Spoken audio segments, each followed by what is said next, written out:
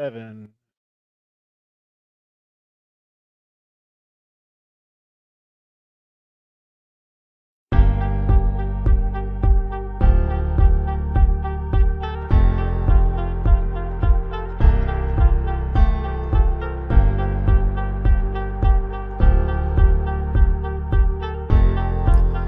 Thank God no one can hear my mic. Definitely muted this time.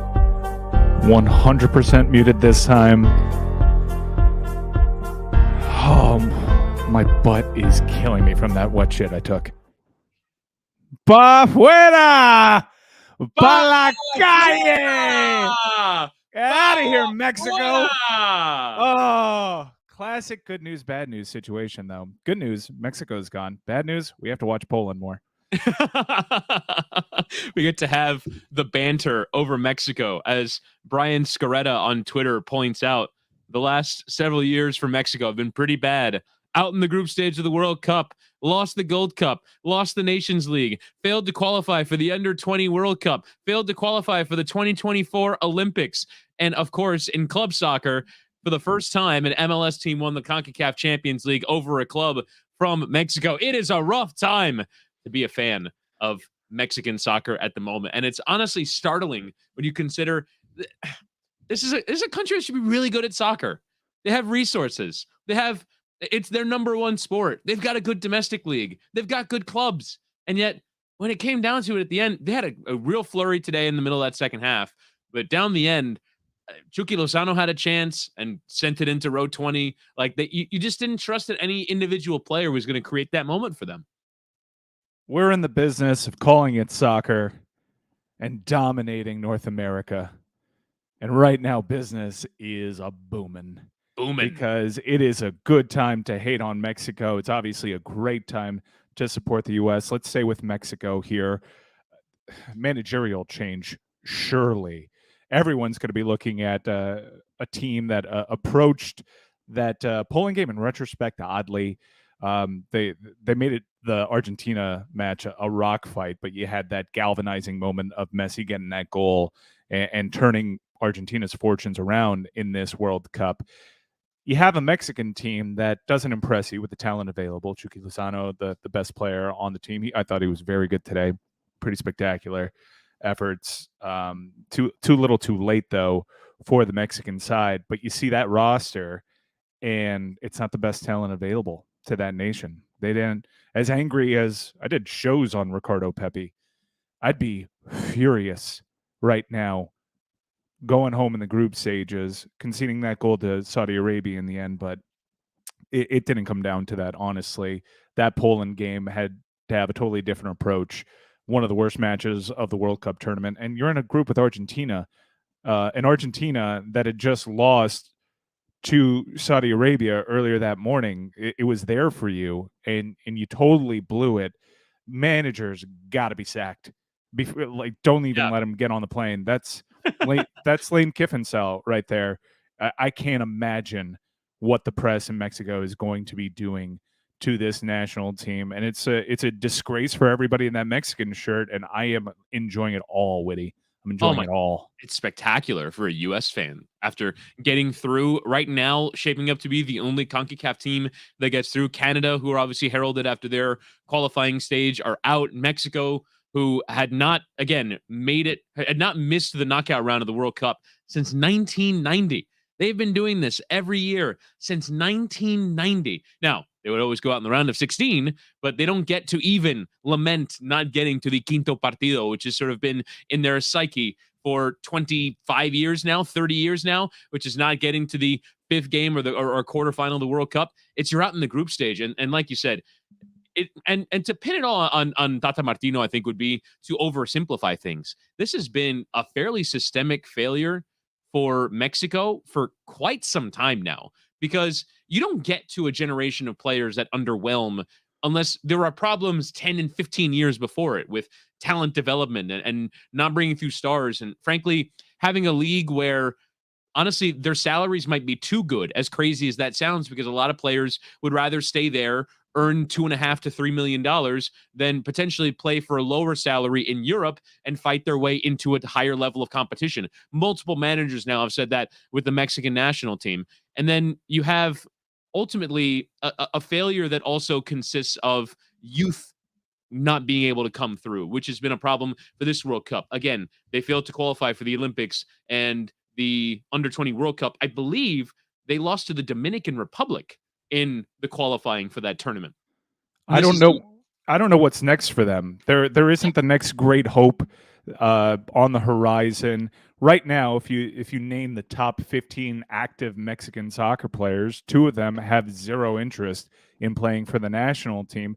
If they really were interested, they could have mended fences. I feel Carlos Vela and Chicharito could have been on this team. If they were on this team, I feel like maybe their fortunes would have been a little bit different. Certainly against Saudi Arabia. Wouldn't that be peeping over the cracks though? Like you're relying on 32 and 33-year-old MLS players to save the day. Man, up top, I would trust Chicharito certainly as their best forward option, as their best striker. They needed goals in the end. They needed a special moment, and it honestly wasn't even that close. Remember, Ochoa came up big for a PK save.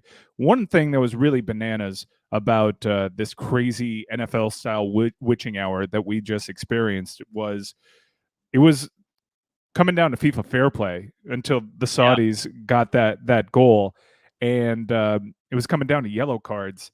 And I understand you take the tournament for what it is, but it would have been interesting to explain had the roles been reversed and Mexico goes through that. According to FIFA fair play, it's yellow cards and not a team that is determining Mexico goes through, and not playing in empty stadiums because of homophobic chants. Like the whole FIFA fair play institutes good sportsmanship and a right way to play the game, and that didn't really enter their algorithm. I found that a little curious, Witty. I thought it was crazy though that once everyone sort of realized, okay, if Argentina get a second, then it comes down to FIFA fair play. I'm here in the studio counting up yellow cards that Mexico and Poland have picked up over the course of the tournament. Mexico at 7, and then Poland actually picked one up and at 5. And Poland had a player on the pitch, Grzegorz Krychowiak, who could have picked up a second yellow card, and that would have actually had the teams tied on -7 FIFA fair play points, meaning we would have drawn lots for to determine who went through. And who does it? I don't even I hope it's Morgan Freeman. Tell me it's Morgan Freeman that draws lots. It would be hilarious. But I have a genuine question. Do you know what? I've never seen the drawing of lots. I don't even know. What are lots? It sounds biblical. I assumed Okay, that it was straws. I felt vulnerable. I thought it was straws.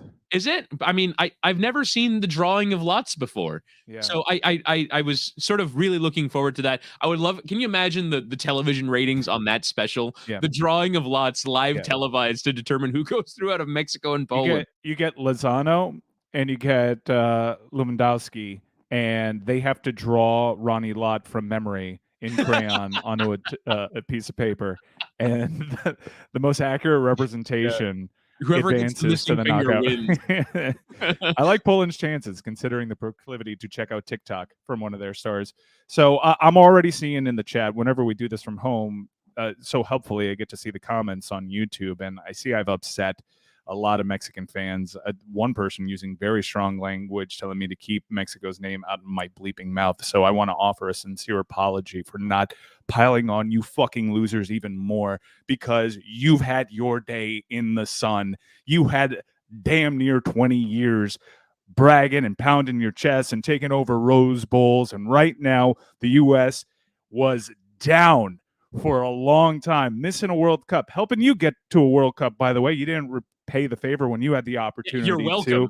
And then, by the way, in major finals, when you played your A team and the U.S. played their A team and then B team, you still took that L. You embarrassed yourself in this tournament. You pushed away some of your generation's greatest players. All for what? All for what? Congratulations on your 1-goal victory over Saudi Arabia. I don't want to hear about Mexico right now. I really don't. I understand you have what you think is an illustrious history in this continent.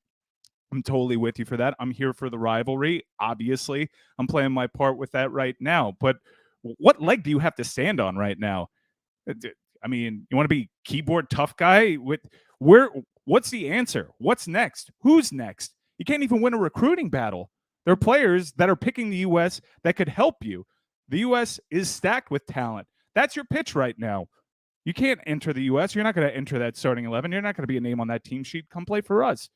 You're down bad. I'd put the keyboard down. Yeah, and by the way, that has happened. David Ochoa, who came through Real Salt Lake's academy, is picked Mexico over the U.S. He says, at least in part because he felt more Mexican, but also like all the goalkeepers for the Mexican team are 35 or older. This is like Guillermo Ochoa's like 37th World Cup in a row. This is an old team. This is honestly. And I'll be curious, and the Mexico media can certainly dabble in hyperbole. I've worked it through the NF for a year. I know what it can be like.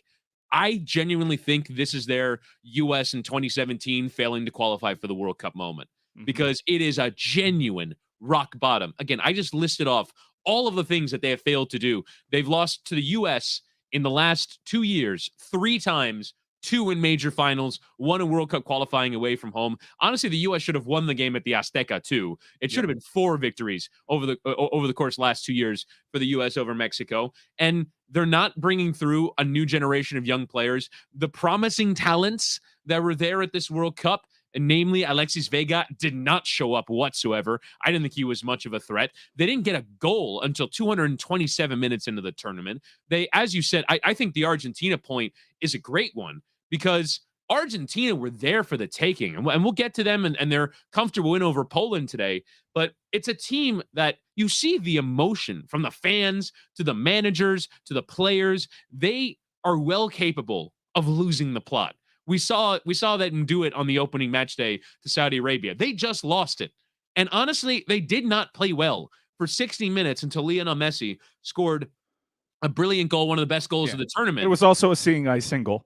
It was from distance, but keeper didn't even see it. It went to the one place. That's all Messi's skill, but kind of lucky that it found its way through. Right. And so Mexico in that moment could have gone at Argentina, but they instead decided to sit back and retreat and play not to lose against Argentina.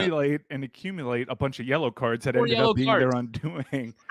that should have been their undoing. Yeah, before Saudi got their goal. And honestly, I think that Saudi goal is sort of a moment that, it's going to live on in the memory, not because it was ultimately that consequential, but it was sort of them watching their lives at this World Cup sort of vanish, right? Like you literally got to watch it happen and unfold and watch those defenders sort of paralyzed by fear of watching the Saudi team play a very routine 1-2 that at any other moment in the game, they could have probably very easily dealt with, dispatched into their goal, and they end up going out of the tournament as a result of that goal, if not yellow cards. So the number of ways that Mexico failed is going to be sort of decomposed over the course of the next several months by a Mexican press that is going to be relentless. And again, it's not just about who they hire as the next coach. It's about federation presidents. It's about technical directors. It's about how they're developing their youth. It's how they structure their league. Maybe this sort of gives them greater impetus to join forces with MLS. Who knows what ultimately their route to getting back into where they believe their rightful place is, which is honestly competing to win tournaments, never mind getting out of groups, never mind getting out of round of 16s. They're genuinely running the risk of getting lapped in CONCACAF by Canada. I'm more bullish on Canada's future right now, and they weren't without their problems. They had pay disputes and a lot of growing pains over on the Canadian side. They were a joke. Canada soccer was a joke before they started World Cup qualification. But they seem to be on the right track now, and CONCACAF is hosting the next World Cup. It's a joint bid between Canada, Mexico, and the large bulk of the matches in the U.S. But you have 4 years to get this right. This is a CONCACAF tournament. This is where the U.S. and Mexico were supposed to make deep runs. And right now, Mexico is certainly in my lifetime at its lowest point that I can ever remember. And I think the scariest part, as we've highlighted here a couple of times already, is I don't really know the way out of this right now. The young hotshot 17-year-old that's on the radar of European clubs, I'm not that educated. If there is a dynamo out there, I haven't heard about him just yet. Their league, financial disarray, pandemic may have fast-forwarded that. There was all sorts of talk that they might join MLS. And now MLS owners are probably of the mind to just pick the bones and let it go under on its own. Huge moment to look at themselves in the mirror. 4 years, 3.5 years is right around the corner. And there's a lot of work to be done. And I don't know if they can fix it all in that time. They're running the risk of another national embarrassment at the next World Cup if they don't make some real progress here. And that one, like you said, would happen at home, which would be even more embarrassing. But to sort of further accentuate that point, again, it's sort of similar to the U.S. moment in 2017. And honestly, the U.S. got a little bit lucky with how many talented players they both developed and recruited in the 4-year cycle or the 5-year cycle that followed. I mean, a lot of the current players were not on the radar of the U.S. Until maybe the summer of the next year when Tyler Adams came through at New York Red Bulls, and then you win a recruiting battle for both Serginho Dest and Yunus Musa, and Matt Turner comes from out of nowhere, starting his professional soccer or started playing soccer at 17, going to a fairly unheralded college, being drafted, and I believe was a pool goalkeeper, was a third goalkeeper, like came from out of nowhere to be the U.S. number 1, recruited a dual national Anthony Robinson, Tim Ream coming from out of nowhere to being like, if you go on down the line of U.S. players, it was fairly unlikely that the U.S. encountered any of those in sort of previous cycles, but they basically built an entire new team. That's really hard to build an entire new team in the intervening period. And you see it in this game for your lives. You go to Hector Moreno, who at various times has been a pariah in Mexico for the performances that he's put in for the national team. They just haven't developed anyone better. And it's not easy to just find players out of thin air, turn 19-year-olds into solid pros in 3 years' time. It's really hard. And it's why I think the U.S. program deserves a ton of credit for the work that they've done. And those players deserve a ton of credit for the development that they did. But Mexico have a long road to get back to any kind of competitive level. And look, one more goal that goes either Argentina their way, they're through to the knockout. So, ultimately we have a result in hand and we're making a lot of it. But I think a result similar to playing older veterans that could have gotten them to later stages in the tournament, ultimately paper over cracks that need fixing. Another reason to celebrate if you're an American is Tim Howard's record, I think, still stands. It was getting a little dicey there. Did Szczesny? I know Szczesny came mad close, and then my eyes were fixated on the Mexican game. But Szczesny had a performance for the ages today, and lost in all of this as we point fingers and learn how to blame. And ultimately, it came down to that Saudi goal. But there was a scenario here where the reason why Mexico was eliminated was because Messi missed a penalty. Unjust penalty, by the way. I'm not sure what Szczesny is supposed to do in that spot. I guess the letter of the law, but he has equal rights to the ball, and he was trying to make a save the same way that Messi was trying to make a play on the ball. Messi actually made contact with the ball first, which may have helped him actually draw this penalty. But I thought Szczesny was spectacular, and Poland were garbage. Poland, they have one of the best strikers. They have one of the best strikers on the planet, and he was out there with a mimosa in hand, surrounded by Otamendi, just strolling in the park. Anytime they'd play a long ball to him, there were four Argentinians surrounding him, no outlets for him, nothing he could do. They came alive a little bit by comparison in that second half when they knew they were starting to be in deep trouble. I hate that I have to watch Poland again. I really dislike their style of play. However, the goalkeeping has been special. And for me, the headline is obviously Argentina advances. They turn around that national embarrassment, that devastating loss to Argentina, and they're right where they should be. All right? Winners of the group. They move on. They play Australia in the next round. Play Australia. You got a flat track here. Things are looking good. But that was dicey at times. The finishing is still a question mark. Messi missing a pen is concerning. He's the first person to miss multiple pens in multiple World Cups. Your takeaway from Argentina's performance and yet another listless performance from Poland. I really dislike these guys.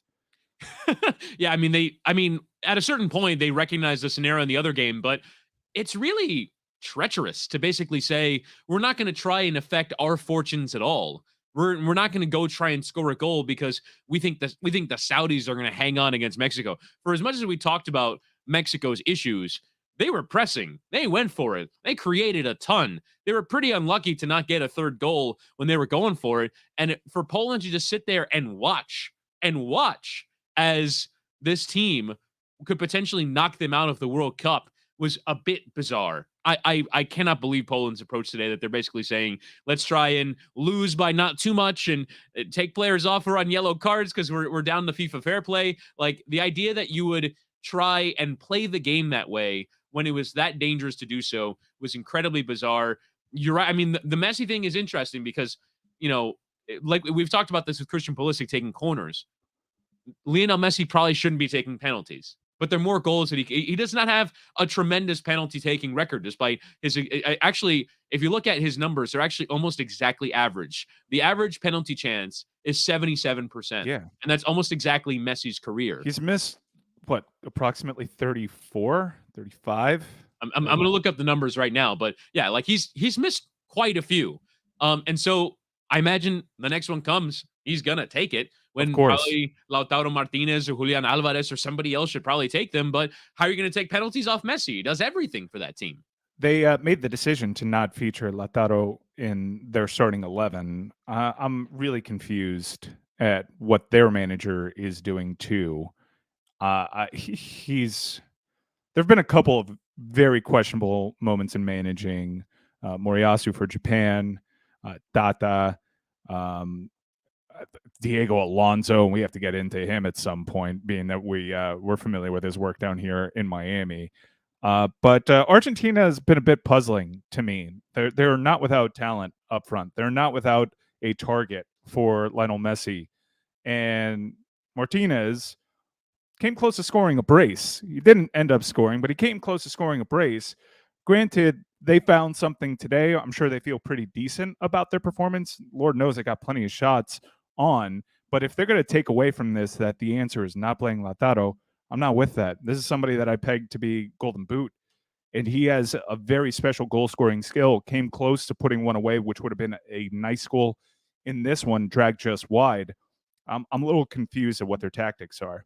Yeah, and to me, it's sort of the exact opposite of the U.S. scenario, because the U.S. have a pretty firmly established starting 11. We know who's going to play in these games, and yet for Argentina, they make sweeping changes from game to game. They can't settle on their fullback combination, frankly, because I don't think they have one. They don't have one good fullback, whether left or right, so they just kind of swap between them. They made sweeping changes in midfield from game 1 to game 2. I thought they wildly overreacted to the Saudi Arabia game, when I thought on the whole they put in a decent performance. And again, Lionel Scaloni makes changes, taking out Lautaro and putting in Julian Alvarez in a game that you have to win. I really like Alvarez. He's one of the best forward prospects that they've produced in a while. He's playing at Manchester City, but even at Manchester City, he's coming along. Honestly, if not for some of the sales that they made, he probably would have gone on loan somewhere, but he's coming slowly but surely online in that Man City setup. I don't think he's quite ready to take on the step of this level. They played decent enough and they created good chances. Again, we can't really separate Poland's role to play from all of that. But yeah, I just think Argentina are a country or a footballing nation that it's a lot of emotional swings from game to game. And the crowd today, for as cool as it can be sometimes, because it's awesome to watch them get up for a game and watch them, take over a stadium and generate all the atmosphere in that stadium and emotionally will their team. There comes moments where you kind of lose it a little bit. You lose the forest from the trees a little bit. And I don't understand why they had to make such big changes when this is a team that entered the World Cup on such good form. They had found a formula, World Cup qualifying. I didn't think they had to make so many changes from game to game, and it leads me to wonder whether or not they really have themselves figured out as we enter the stage of the competition where you kind of have to. They've got a week between a game against Australia, which they must win, and their quarterfinal game against whomever it might be, to really kind of figure out what their situation is going to be going forward, because ultimately, I don't think the performance that they put in this group stage is good enough to get to where they want to be, which is winning this tournament. What was Poland doing? Did they not know that they could have found themselves in this scenario? They set up defensive, yet they allowed half a dozen shots in that first half. They kind of set up to counterattack, but there were about 30 yards of separation from Lewandowski and the rest of the line. No outlet for him. Plenty of space for Mexico to track back calmly and safely. What was that shape? What was that decision? Poland, honestly, they're not that talented. They got about as many MLS guys as the United States does, and that's the United States domestic league, so they have an excuse. There is so little creativity, and Lewandowski, I feel bad for him because his club career has been quite the flat track. He's surrounded by all this talent that put him in great spots, and all he has to do is just bag a bunch of goals, hit the see ball, hit ball. And they're asking Lewandowski to basically pick up the ball at halfway and break down 4 different defenders and take it all in himself when he's not the paciest guy. He's a hold-up guy, really. He's strong, he's big, he's good in the air. They're the one thing that they have going for them, they've totally neutralized. Well, they had 2 things going for them. Szczesny's obviously, man, you want to talk about year-over-year improvement. That guy's been on an upward trajectory for the last 5 years after a very shaky start, very up and down.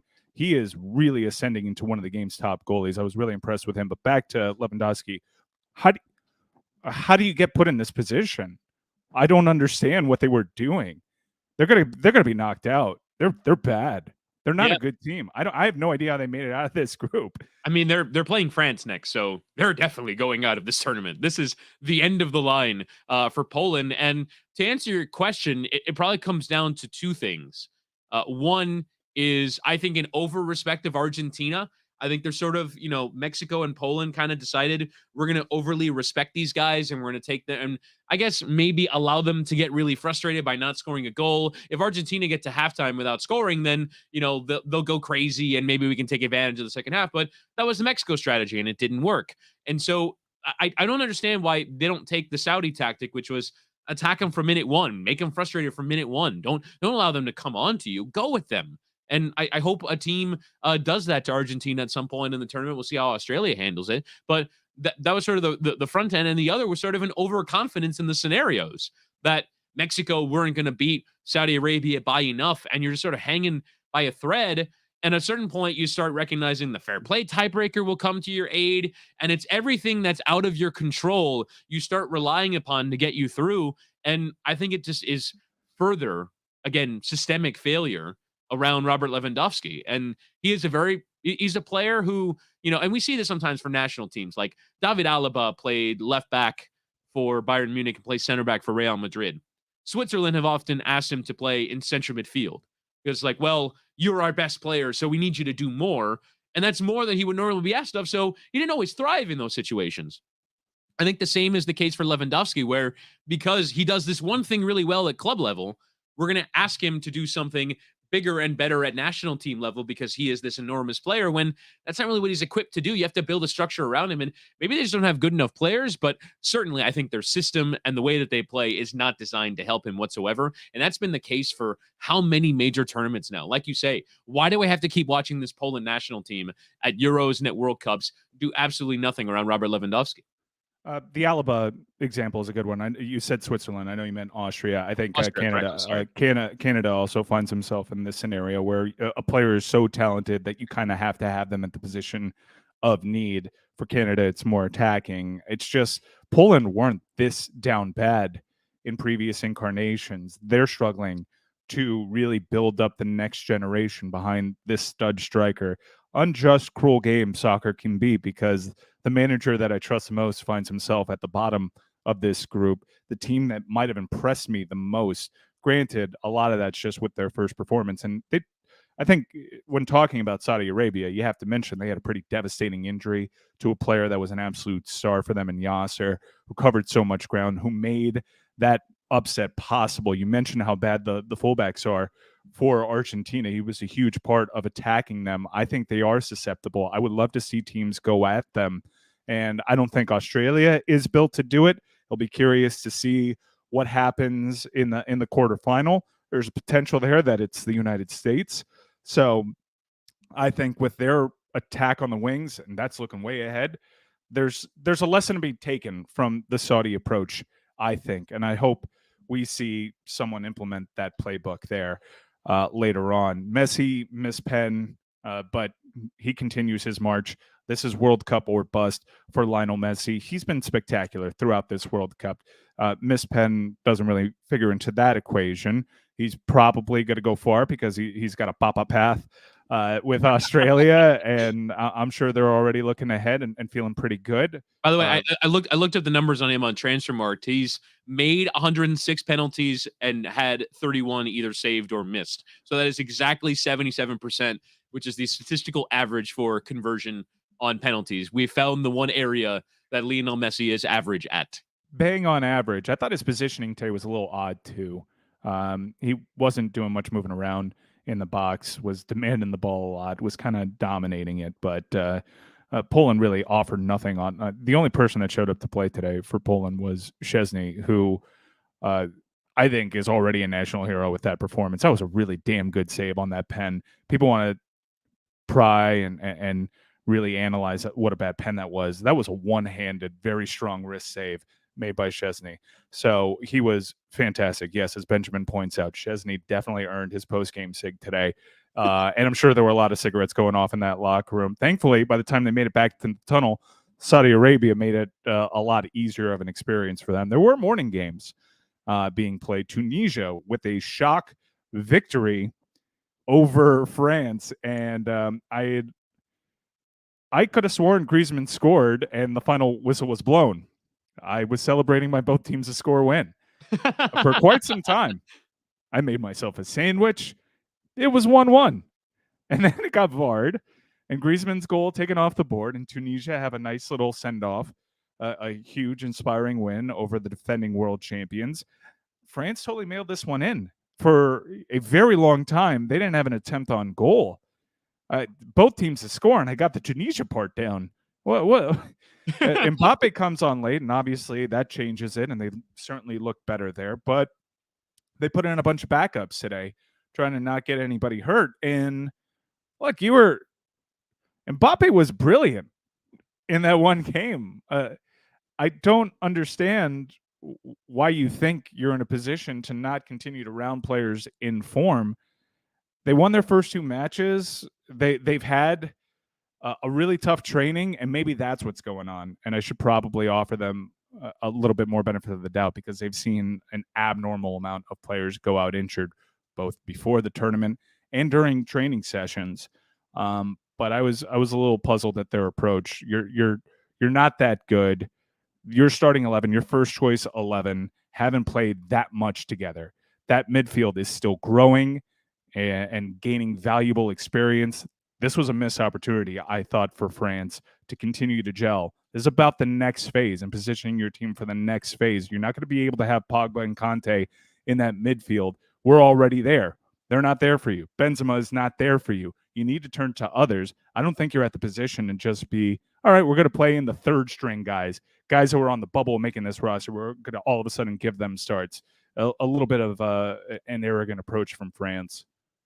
I understand what you're saying, which is that you want to continue to perform well, but when you have the group so locked up, I think you can afford to take that chance. I actually think I remember last year in the group stage, England and Belgium were in the same group, and they both got 6 points, and they both made 11 changes and sort of played a subs game in that tournament. And to me, it makes sense, not only because this World Cup is a fairly tight schedule. They'll play again in 3 or 4 days, and it's going to be difficult to sort of maintain that level of fitness. But also, most of these guys are Champions League players. And so in the run up to the tournament, they were playing Saturday, Wednesday, Saturday, Wednesday, Saturday, Wednesday for almost 2 straight months. And so any chance to get those guys, even an opportunity, I mean, a lot of those guys came on. Griezmann came on, Mbappe came on, Dembele came on, Rabiot came on. Yeah, they came on in like one fell swoop, by the way. Right. And they made 3 changes. Right. And ultimately, even a France C team should be able to compete reasonably well with Tunisia. They are more talented. They've got Camavinga and Kingsley Coman and Aurelien Tchouameni. Like they've got Camavinga, for me, from a France perspective, was man of the match. Yeah, he was playing left back today, which is strange. He looked like a natural out there. Obviously, a player we've heard about him for several years, and his promise. I didn't expect to see him at left back. I obviously expected to see a much different France side.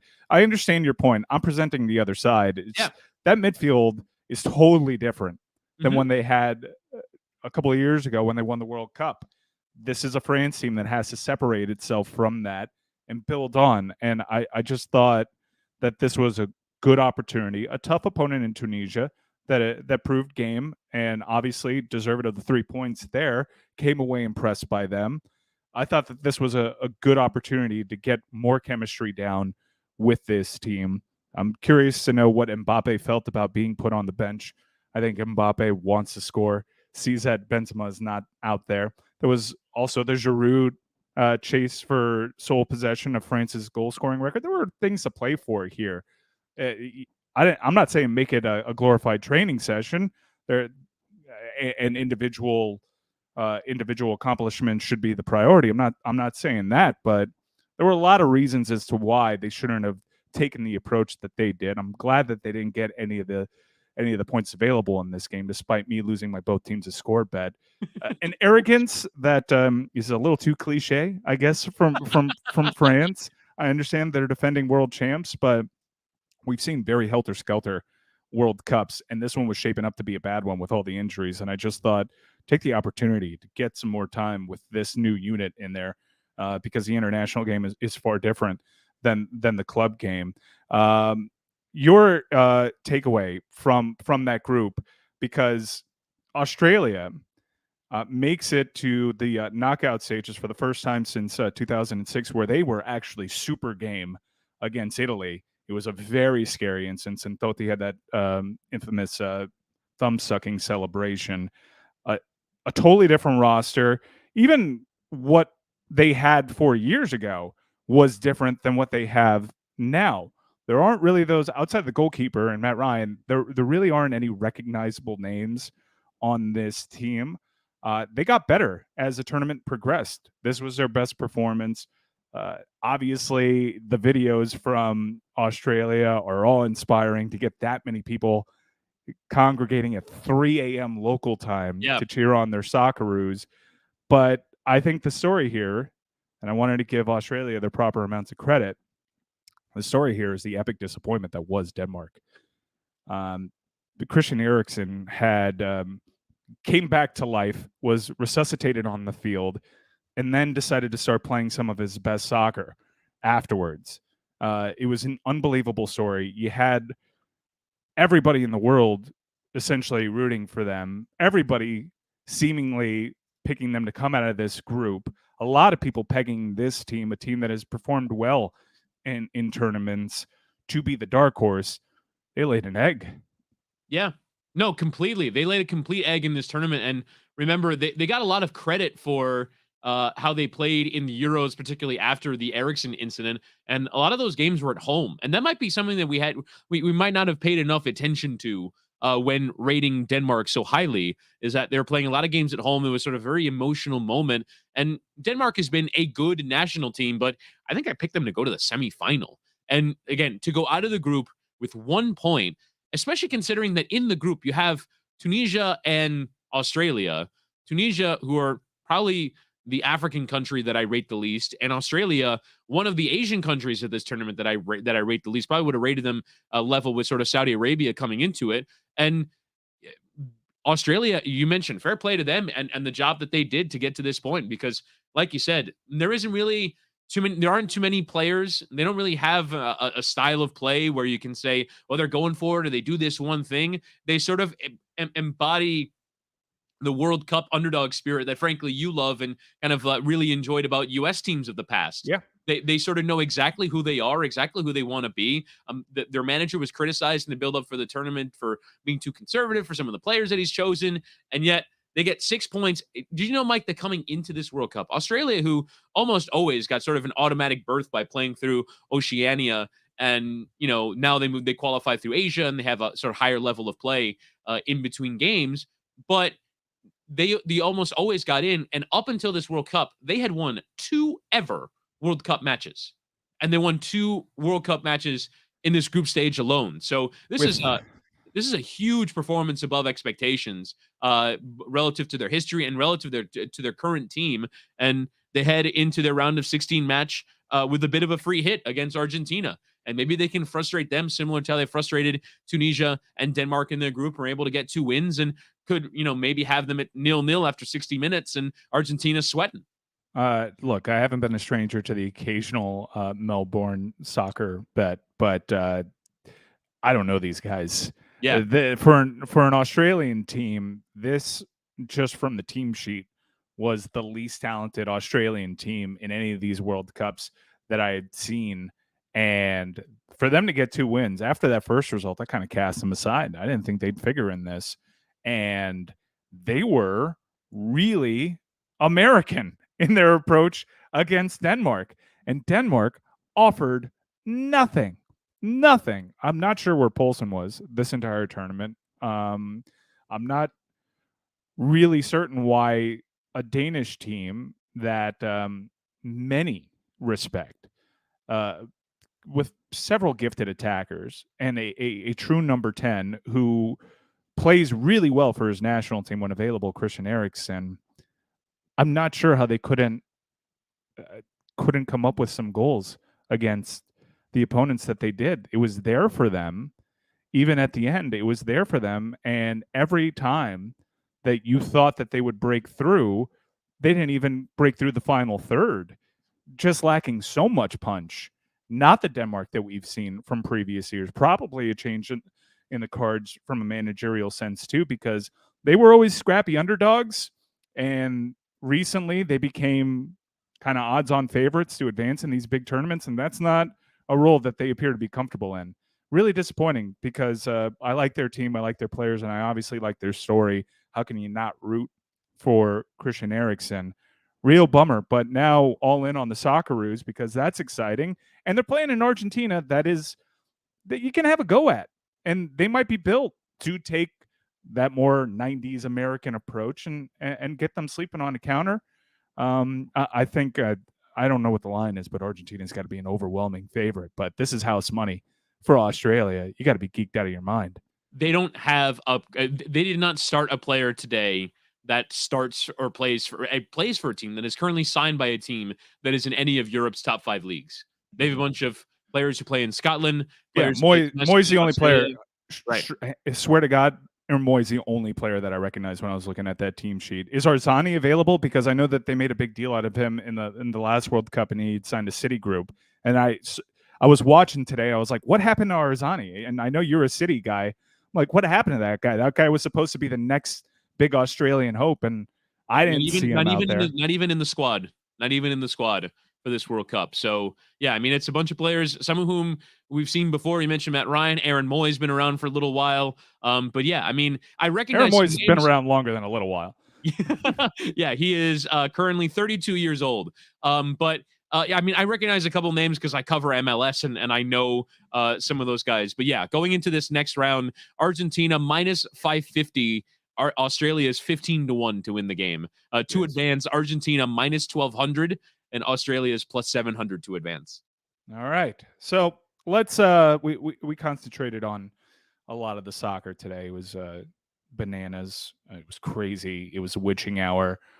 There were people that I never knew paid attention to soccer tweeting about it. So that's good for the growth of the sport. But let's talk about America's penis, Captain Americock. He seems to be okay. From the reports that Jenny Taft had, how lucky he is to have a training staff that has a specialist with pelvic injuries.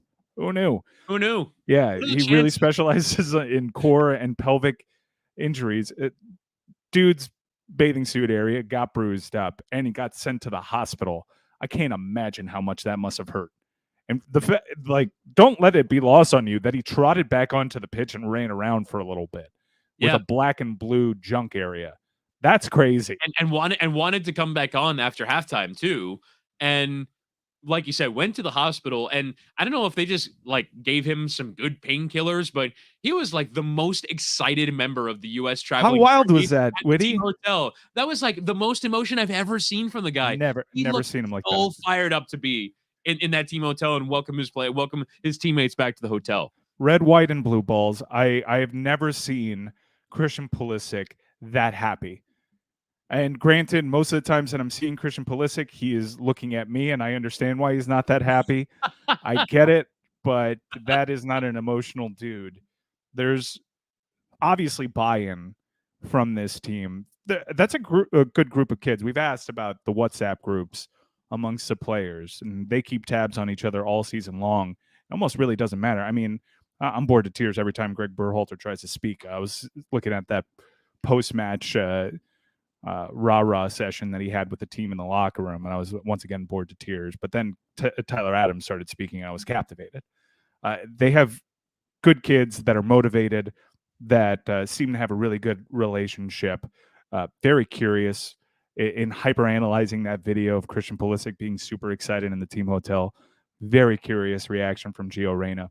I know there's also video of Gio Reyna bro hugging his teammates and even hugging Greg Berhalter, but it's weird. It's really weird. Gio Reyna could have helped. They advanced in the knockout stages. The U.S. did. Obviously, we're super excited about that. They had two very bad second halves. Two very bad second halves that could have cost them the advancement. Wales was bad. Gio Reyna could have helped. This last game was bad against Iran. Gio Reyna could have helped. You could have avoided some giveaways. You need poise in those situations. You set yourself open with guys that weren't nearly as good on the ball as Gio Reyna. I would have liked to have seen Gio Reyna in that. I hope it's a fitness thing, because I think this decision, and I know no one wants to talk about it because it's all puppy dogs and ice cream right now, not playing Gio Reyna is not the greatest decision if he's fully fit. I'm telling you right now, he could help.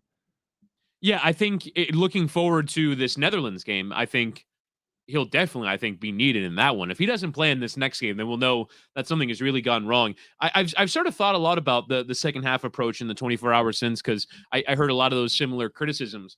I just sort of wonder, when Pulisic has to come off with an injury, Sargent has to come off with an injury. You then watch as other players, sort of run themselves into the ground. Weah had to come off. They clearly had the intention to go to three at the back at some point.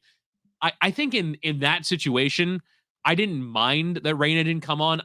You knew that the US are going to be defending. Ultimately, at a certain point, they had to close up shop and defend. And they probably did it for too long. It lasted for 40 minutes. And I didn't think they needed to do that against Wales. I don't think you need to do that in the first game of a group stage.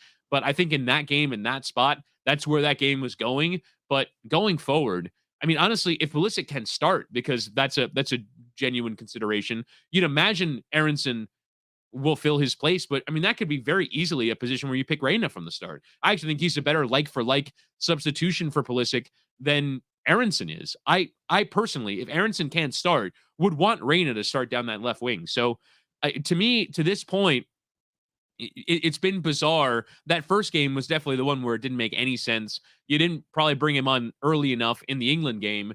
But ultimately there was going to be odd men out. And I think the players who have played have more than earned their positions. But if Pulisic can't start, or you're down a goal, or you're even 0-0 in the second half against the Netherlands, I think it's definitely a spot for him. To me, if he doesn't play tomorrow, that is of huge concern. I wanted to see Tim Weah at that false nine, like we've seen him in previous incarnations of this team, because I wanted to get as talented an attacking front as we've ever seen. I wanted to make room for Aronson, Pulisic, Reyna, and Weah. It was cool that Weah was on Fox's coverage. The player's relationship with Clint Dempsey is really funny to me. It's really well respected, but that's an aside. We haven't seen it. The player that I think entering this season, if we were saying who has the highest ceiling, Gio Reyna, Brendan Aronson, or Christian Pulisic, I would have picked Gio Reyna. Many other people would have been with me. I'm not sure where you fall on that. I don't know what's going on here. It seems like no one really does, and that's fine. Look, they're celebrating. They made it. They get to be right. But if I tell you they played two bad halves and they scored 2 whole goals in the group stages, they find themselves in this battle with the Netherlands, I think it's all hands on deck. Gio Reyna has a skill that can help you win that game. I really want to see him featured, man. I really do. From the start? I guess it depends on Pulisic's fitness and Sargent's fitness, but I've wanted Gio Reyna starting this entire tournament. Mhm. And But I again, s- like, I mean, the answer you, that's sort of the easiest one is false nine. Either yeah, move him there, move Pulisic there. that's not an easy one, but I just don't respect our striker option. So, Mhm. and the striker in this system doesn't really matter all that much anyways. So why would I put a Haji Wright out there when I can get a Gio Reyna on the pitch? I can get Tim Weah to do what Haji Wright is doing. It's not spectacular. It's super unspectacular to me. So why am I keeping a Gio Reyna on the bench for a guy like Haji Wright? I think Josh Sargent earned his keep a little bit in that respect. Although we don't know how injured he is, it You know, certainly did not look like an impact that would allow him to start the next game. I hear you. I agree. He was good. I favor Gio Reyna over Josh Sargent. It's just Yeah, Tim Weah can do the Josh Sargent things. I understand though at national team level, and a lot of coaches get criticized for this, not always fielding the most talented group of players. I understand that being an inclination, but there is a fit issue, and I understand when national team coaches say I can't, like, if it were up to the England fans, they would pick Grealish, Foden, Sterling, Kane, Saka, Mount. They'd pick all of their attackers and leave none of the defensive midfielders. Like, you have to maintain some balance. And so I do think that the striker in the system serves a purpose, even if that one isn't necessarily impactful. But you know, I understand wanting to leave some bullets in the chamber. I just think that the way that Greg Berhalter's used Gio Reyna at this tournament, only playing him 7 minutes and in one game in the group stage, is not nearly enough either. There has to be somewhere in between. And so if you want to say move Weah up top, I wouldn't disagree, but clearly they've studied that and they don't really rate that option and or taking Weah out of what he does best. And I wouldn't drop any other current American player for Reyna. So I kind of like him as a super sub, but I want to see that super sub on in the 60th minute, not with 84 minutes gone and you don't give him enough time to make an impact. All right, you followed all of these qualifying matches. I'm going to ask you to really explain it to me because obviously Greg Berhalter feels strongly about the striker position because he took the strikers that he did, left Ricardo Pepi at home. This has been the big debate for U.S. national fans. That was the thing. That was the point that got everybody the angriest when it came to this team selection. I come away thinking that the striker in this system doesn't do much of anything. They take up space. I felt like Haji Wright is there to take up space. So why does Greg Berhalter feel like there are only certain strikers suited for this? What exactly is the striker doing in this system that would prevent a Tim Weah from just sliding into that role and allowing your most attacking lineup? Um, so to me, part of it is defensive, because I think like Josh Sargent in particular, I thought did a very good job defensively. I think part of it is the exact kind of runs that theoretically opens up spaces for other players, and I think it's also skill sets. Tim Weah might not necessarily. I think he has at times played as a second striker when they move to 4-4-2, particularly in defensive shapes, and he's running the channels in behind. But I don't know if he's necessarily suited to being a primary striker, where that's your only job is to do that role, and you're not sort of allowing him to do his thing on the wings. Yeah, but with a false nine, you're not asking them to essentially play primary striker. It's a conglomeration of everybody, and that just moves Pulisic more central. It's just I get what you're saying, and Yeah. you're trying to answer your And a false question. nine, by the way, is a completely different way of playing. Like if Yeah, you're saying your job is not to run in behind or run off the shoulder of defenders or win long balls or win second balls, your job is to withdraw and help the play. That's a completely different way of playing. right. But Greg does trust Weah's defensive ability. He's on the team sheet every day, so it's just I there's no real answer to this. I think you explained it as well as you could. That's the notion behind Greg Berhalter's striker. He certainly hasn't gotten that production out of the striker. Try as he might, different combinations as he might.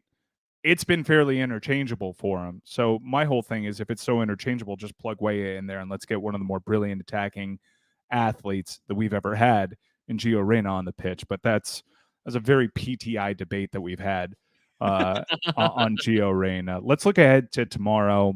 Canada, another CONCACAF representative. They're taking on Morocco, one of the good stories of this tournament. Morocco controlling their own destiny within that group. Obviously, the big upset 2-0 victory over Belgium, where they just looked much better than Belgium, and a do-or-die game for this golden generation.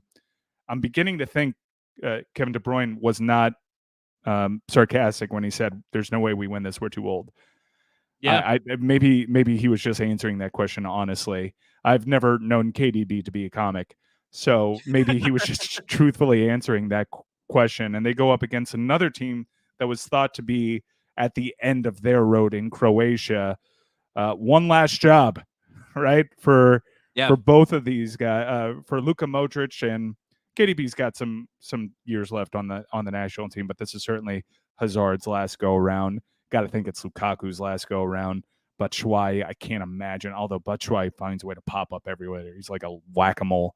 He'll still get called into that team, but it was the last ride for a lot of players, and a really good team that has made recent deep runs into this tournament before, in all likelihood, going to be out here. Witty, what are your impressions of these 10 a.m. games? Yeah, I mean, certainly from a Belgium standpoint, that right now is sort of what I would favor. I'd favor Belgium going out because a draw in the current situation would not be good enough unless Canada hammers Morocco by 4 goals. A draw is not good enough. So Belgium have to go win tomorrow, and to see them beating Croatia right now, I don't see the way that they've performed as at this tournament being good enough, and so you're going to have to rediscover some form from World Cup qualifiers, from Nations League, from something that we saw pre-tournament, because what we've seen in Qatar so far has just not been good enough.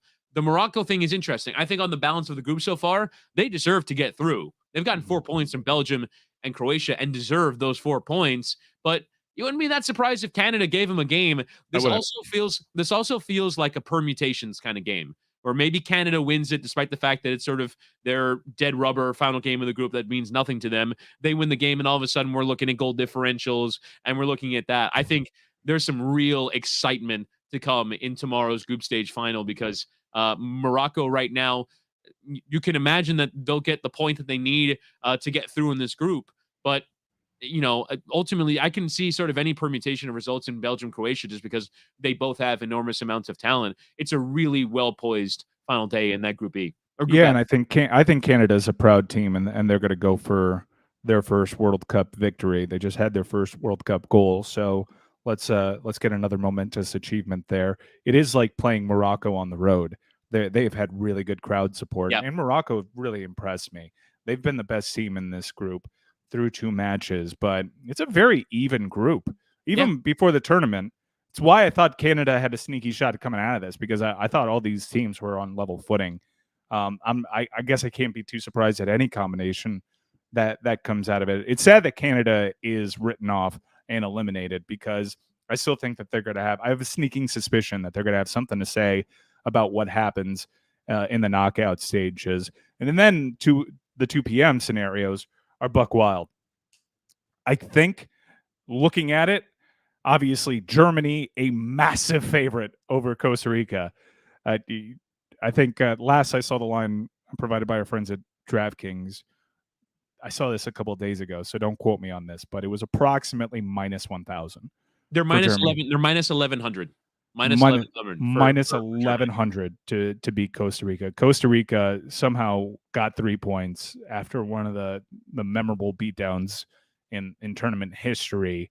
It was a really ugly goal, misplayed by the keeper, but Costa Rica got all 3 points. That's what they'll have to go back to their country with, because Germany, everyone is telling you they're going to put a hurting on them. But Japan, Spain is interesting. Japan, what a whirlwind tournament for Japan now, and they're going to look back and realize they really screwed the pooch against Costa Rica. Really puzzling decisions. We've talked about it in previous episodes. We don't have to get into that there, but it could get nutty. Japan is obviously the prime contender to make this one nutty, but I think ultimately blue bloods go through here, Witty.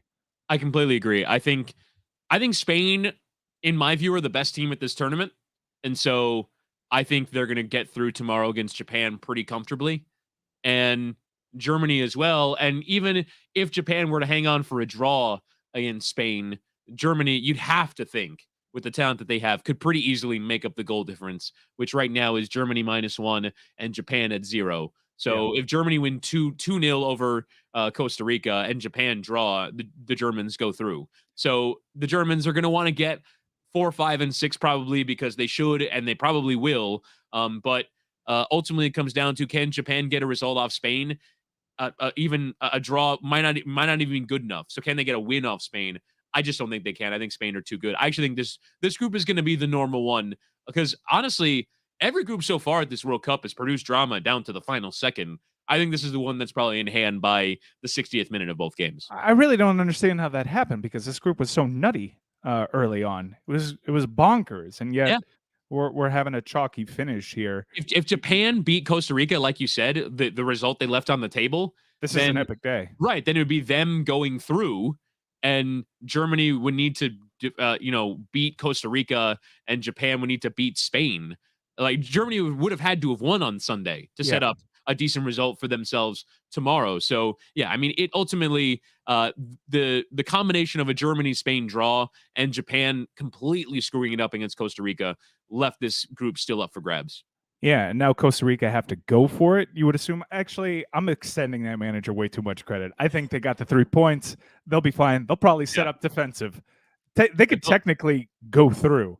You know, Yeah, they'll be playing in the Europa League of the World Cup, and be happy with it. they could, but what I'm telling you is true. They could technically go through. They could technically have 6 points out of this group. Yeah. They could, If they won tomorrow, they go through. They could even win the group. they could, but there's no way you and I anticipate them actually Not a setting out chance. to win. Not a chance. They don't even want to set out to win. They just want to enjoy Pura Vida and just do their thing. Everyone's written them off. That is a huge line. That is an insulting line. 22-1 to win a football match is pretty severe. Someone takes a red, take a handball. You may have to take that just out of. Well, I'm not endorsing that. That's not my official pick, but it's crazy to me. Costa Rica plus a half, meaning draw or win, is plus 700. It's a funny sport. You could take a red that totally changes basically, it's a long shot. Is there going to be a red in that game? Maybe that's the official bet that Morally Abhorrent makes. Will there be a red in that game? We haven't seen a red in this tournament, huh? I don't believe so. Not even a second yellow, I don't We haven't even seen a second yellow. I haven't seen an 11 on 10 advantage yet. So something to keep in mind as we head into one of the weird days. It's almost like the schedule makers knew the later in the day, the crazier it's going to get, right? And then we have an inverse setup for tomorrow, because I think the crazier groups in the morning, the crazier scenarios. Thank you guys so much for watching us here on our YouTube page. We thought it would be better. We originally planned to do this before the afternoon games, and boy, Witty, was that one of the better production decisions you've ever made, because that was crazy today. So we'll be with you tomorrow. More Morally Abhorrent throughout this tournament. We're going to be live at Bottle Blonde. Come join us. I don't think they need the pub. That place is going to be rocking on Saturday, 10 a.m. Eastern. What a sports day in America that is shaping up to be, with all sorts of conference title games going on. And we'll be with you pregame, halftime, postgame. We'll also be doing this show throughout the week. We'll pop up on this YouTube page on Friday too, to talk about the games. So we'll be with you the entire way. And I know a lot of you may have soccer fever now. Some of you may want to laugh at Mexico some more. I plan on watching some more of Good Rivals. I've seen it twice already. It's on Amazon Prime Video. We all have Prime, so just fire it up. I mean, you can't live in this country at this point without an Amazon Prime login. So make sure that you all check out Good Rivals, because it'll satiate your desire for more U.S. soccer. I see you're in a brand new fancy jacket, fancy lad. Did you pick that up yesterday?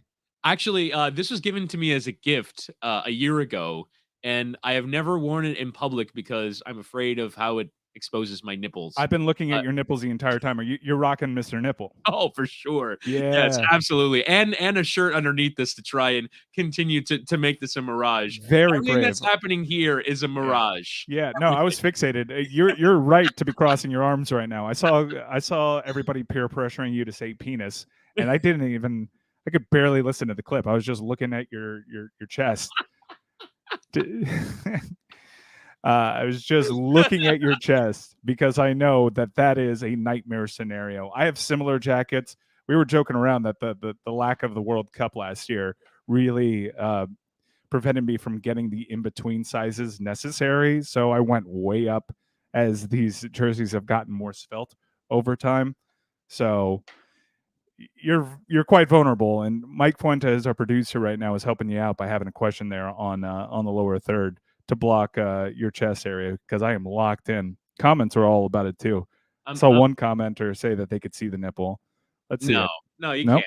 All right, You can't I'm not see gonna it. pressure you. All right, I bought a lot of US shit today. That's why I stayed home. That's why I stayed home. I didn't get any work done. I just went shopping. Is he going to arrive in time for Saturday, or is it going to be like me ordering a Jonathan Huberdeau jersey during the Lightning series and then watching him get traded? Although I guess U.S. players can't get traded. Combination. I went to a local soccer shop, Soccer Locker. A couple fans of the show out there gave me a shout out, so they'll get some free pub here. And I bought an exact replica of the World Cup. Thing is heavy. Wow. I put that one on my company card, a separate transaction, because I'm like, I'm going to use that as a centerpiece for when we're in the studio doing Morally Abhorrent. I'm going to bring that in the studio. It's got some weight to it. So I got that. I got a bunch of stuff from my wife, and then I did a combination. There wasn't anything in baby sizes. So I got my 3-year-old daughter a full kit. She's going to be a full kit. I'm not going to say that about my daughter. But yeah, no, we're maxing out, and we're going all out for what I think is a winnable game for the U.S. on Saturday. But there's plenty of time for us to preview that. Obviously, I say obviously a lot on this. I'm going to stop doing that. What? And also, Mike, not everything needs to be a transparent, open dialogue. No one needs any insight into your brain. You should probably stop doing that. Cooligans are doing a show every day. We got great coverage along the way. And I know God Bless Football did an emergency episode. I imagine it featured no surprises. But by the way, were you a punching bag today? You haven't listened to it, Mike. You haven't listened to it then. No. Do you know how long it is? How long? It's 1 minute and 40 seconds. Oh, really? It's just USA chants? Yes, it's USA chants. Because I saw a social clip. It was not a clip. It was the episode podcast download. So I did listen to the entire episode. You did. That was the entire thing. You would think that they would pre-tape it, but no, Chris Cody was wearing the exact same thing. Yeah, right. I mean, honestly, they could have pre-taped it. That would have been the wise decision. A rare bit of planning at Metal Arc Media that would have worked out. I am frustrated because that is going to be the top episode of anything that we're producing as a company. It's going to be bigger than Good Rivals. Right. It's going to be more transcendent than any. More people will have seen it than will have seen anything that we have done. Yeah. Next year, Spotify Wrapped. Everybody's going to have that God Bless Football episode. Were you a punching bag today on the main show? Yeah, I was. I got sent to the penalty box 3 times in the local hours. I mean, those guys, it's so one note. What? They're going to laugh at you? You have all the security in the world to be laughing at them. Today was your day. Why are they trying to do that? So cliche. It's they laid out their corner so well before the tournament. They set out their stall. We believe in the US, and then we pivot to make fun of it the second that it goes wrong. How do you get made fun of? You've been to Azteca, you've been to Cincinnati, you've been traveling, you went to Nashville, you've been all across this great nation supporting the U.S., and they get to be more U.S. soccer fan than you. Most often to the subject of, wait, you're going to Nashville by yourself? Yeah. Who does that? Well, that was weird. Oh. But the American Outlaws are a family, so they welcomed you into their bosom. Speaking of bosoms, check out Woody's jacket because you gotta sit up straight. I'm looking at myself in the preview camera. It doesn't look terrible. No, it's not bad. Did you double strip the Mr. Nipple? No, just the one, and the black T-shirt. I figured the black T-shirt would have an even greater multiplying effect at hiding what's going on in there. I'm sorry to make you. This is mean, Mike. You were way too mean. You should really stop doing that. You're a bit of an asshole. Again with the running dialogue. You should really stop doing that too, asshole. Okay, we'll be with you tomorrow. Morally Abhorrent. We'll be on DLS as well. Plenty of time for us to discuss Netherlands, United States. Till we speak again, let's go States!